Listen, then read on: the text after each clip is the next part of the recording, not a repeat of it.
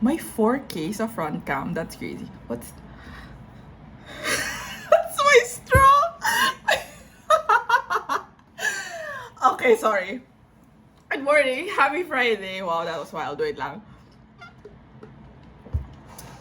It's funny how this all started as just thoughts from my window, a window, and it's slowly becoming thoughts from my car. It's just thoughts from everywhere. Anyway, happy Friday! I am also very, very hyper aware of how many times I say anyway. So, ayun lang. Which comes from you know, watching yourself in video form. It's exhausting. I am such a yapper. But as I have said in the previous videos, we cannot pretend anymore. It is what it is. Happy Friday! Landscape muna tayo today. I have not even made my bed yet. But anyway, good morning. Ayun na naman! Yeah, how am I gonna stop saying anyway? Yung mga filler words ko, I don't really say as much, pero ang dami kong filler words. Yun yung na-observe ko about myself. Yung impulse talaga to say anyway. Okay.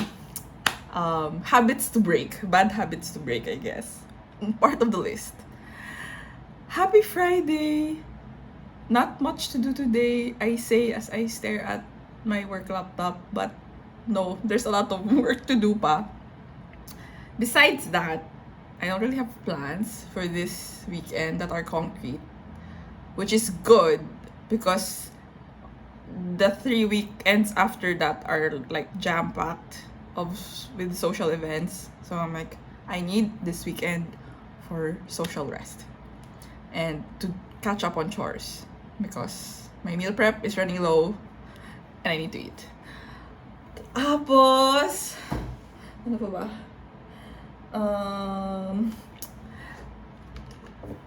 Media that I have been consuming recently. Animated films. It started with us watching Lilo and Stitch, and then I think 2 weeks after, Ate Angela and I watched How to Train Your Dragon. It was really nice. It was 95% of that movie is just the animated version, but you know, live action. Wow, she's a film critic. Pero it was so good because yun nga, I really don't remember much of the first movie. So just to see that in, you know, live action. And the scenery was prettier. I stand by that opinion. Na, I mean, see, like, animation can do a lot. Like, with the dragons. Like, the dragons, obviously, sa animated one, do a lot more. Pero sa live action one, like, the scenery is just prettier. Like, yung where Toothless got trapped, kung saan sila naging friends ni Hiccup. Ayun, it was pretty. Tapos, and because we watched that first film, I watched the 3 animated versions. And yeah, that was such a good trilogy. That is such a good trilogy. It still holds up. And so I'm looking for other things to consume. Other media to consume. Yung Hunger Games na Sunrise on the Reaping, I've been reading that for 3 months na. Hindi ko pa rin siya natatapos because I just can't get through the Haymitch is still not in the games. Like, na-reap pa lang siya, but I'm still not at the part na nasa games sila. I don't know why I keep repeating yung first few chapters. But then, yeah, I don't know. The last time I read the first Hunger Games book was in high school.